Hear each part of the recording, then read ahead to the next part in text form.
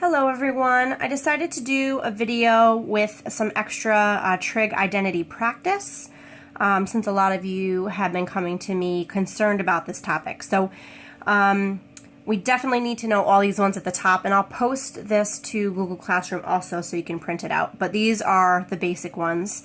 And then it also here talks about the Pythagorean identities, concerning these equations here. So we have them here. There's of course more we can get from this, and as we go through some problems, if we need it, I'll talk to you about how to generate it then and there, so you don't have to do it up front and waste that time finding all of them. Another thing that I found in this next page, just a summary of the rules. So I thought this was really nice. And I wanted to share that with you. So we don't really check whether the statement is false necessarily. You could do that if the question was, is this true or false? You could use your calculator to type in the left side, the right side, and see if the table's matched. But normally the questions we have been dealing with were about proving it is true. So number 2 here, manipulate one side to become the other side, as I discussed in class. Make sure we're not treating the identity as an equation. We're not trying to solve for x or theta or something like that. Here it does say if you get stuck, try using a different strategy. There are several different ways to verify an identity. So some of you might have found the answer a little bit differently than I have in my key, and that's absolutely fine. So these are really nice to remember. As I discussed in class, it's helpful to rewrite things in terms of our sine and cosine. So that's where I always, try to look to first, is to change anything to sine and cosine. Use those Pythagorean identities from those equations to manipulate it. Use, your algebraic manipulations. We might have to factor. We might have to, take out that greatest common factor. We might have a complex fraction where we need to cancel the denominator. We might have, we're adding or subtracting fractions and we need common denominator. So all those things that we really honed in on last unit can help us there as well.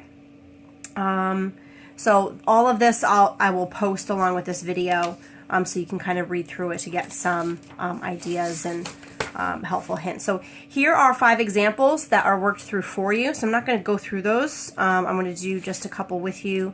And then if you have any questions on any of these, please let me know. But again, I will post this to Google Classroom so you can print it, you can look at it, you can try these on your own with this key here.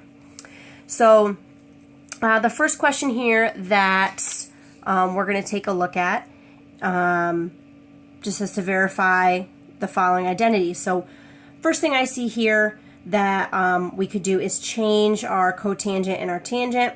I'm going to leave this as secant just for now. We'll see how it goes. So sine theta, cotangent is cosine over sine, tangent is sine over cosine. So with this particular question, I'm not going to distribute through. It's not going to really help me, I don't think, too much. So I'm going to try to get my common denominators and see where I go from there. So I need to multiply this by by cosine, and then multiply on the top as well. I'm going to multiply this bottom by sine, and I'm going to do the same on the top. And here gives me this nice kind of idea that maybe that's going to turn into a 1.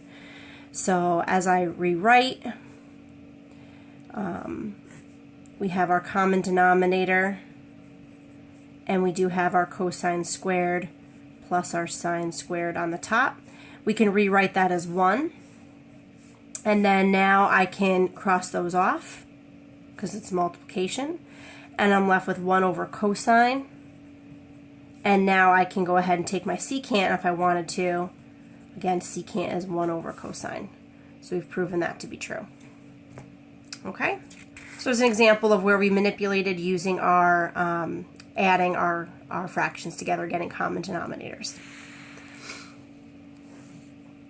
This next one here is a little bit of a tricky question just because you want to be careful not to think that this is a square here, okay?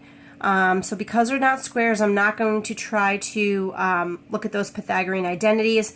What I do see here that I might be able to do, I see a proportion, so I'm going to cross multiply. So as I cross that and multiply, and as I cross and multiply, here I have two binomials. So I'm going to want to write them side by side, and then I'm going to have to FOIL those. So we'll FOIL.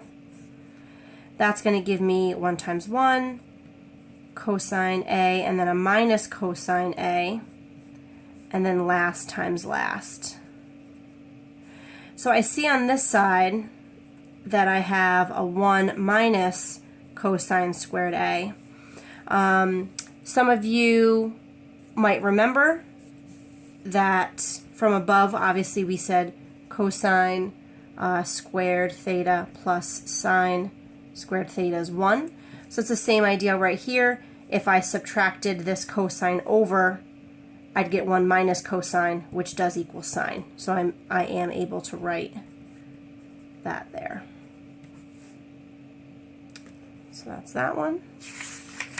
And then the others in the packet 3, 4, 5 are not really ones that we're going to be taking a look at. These are really good examples in practice of what you should know how to do. And then I just kind of made up another one right here for us to take a look at. So for this question, we have our cotangent, we have our secant squared, we have this binomial that's squared. So a lot of good stuff with this question. So first of all, cotangent is cosine over sine. And secant, this is secant squared. Now because that's not a binomial, I'm not looking to replace that, 1 plus or 1 minus another function. So we're going to do 1 over cosine squared. Now here is the part where we're going to need to remember those identities. So off to the side, again, I'm going to write my main Pythagorean identity. And now think about this. I need cotangent squared. You got to know that cotangent is cosine over sine. So if I want to create a cotangent squared, I need a cosine squared over sine squared. So that gives me an indication that I'm going to divide everybody by sine squared. So that reduces to a 1. That reduces to my cotangent squared. And then this is 1 over sine squared. So that's my cosecant squared.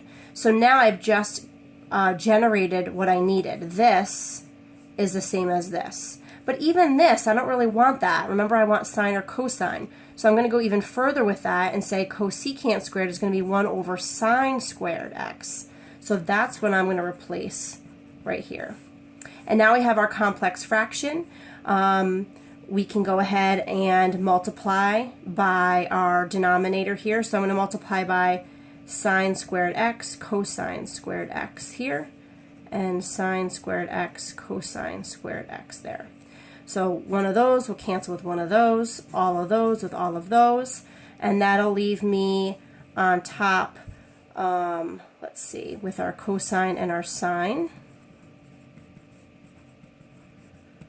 And then on the bottom here I have sine squared. All those will cancel, leaving me with cosine squared. And then one of those for one of those. So I'm left with sine x over cosine x, which, yay, is tangent. So that one was a really, really good one there, which showcased us finding this piece over here. Okay, so just remember, this is just one of them that we need to know how to do. How do we find the other one? Is we take that same initial equation and we divide everybody by cosine squared. So that's just the difference between the two. This is going to give you your tangent squared and your 1 and your secant squared. So that's one you can manipulate. There's the other one that we can manipulate to find the other pieces that we need. Okay, I hope this was helpful. Please let me know if you have any questions. You can email me or come, stop by my room and see me if you have any questions.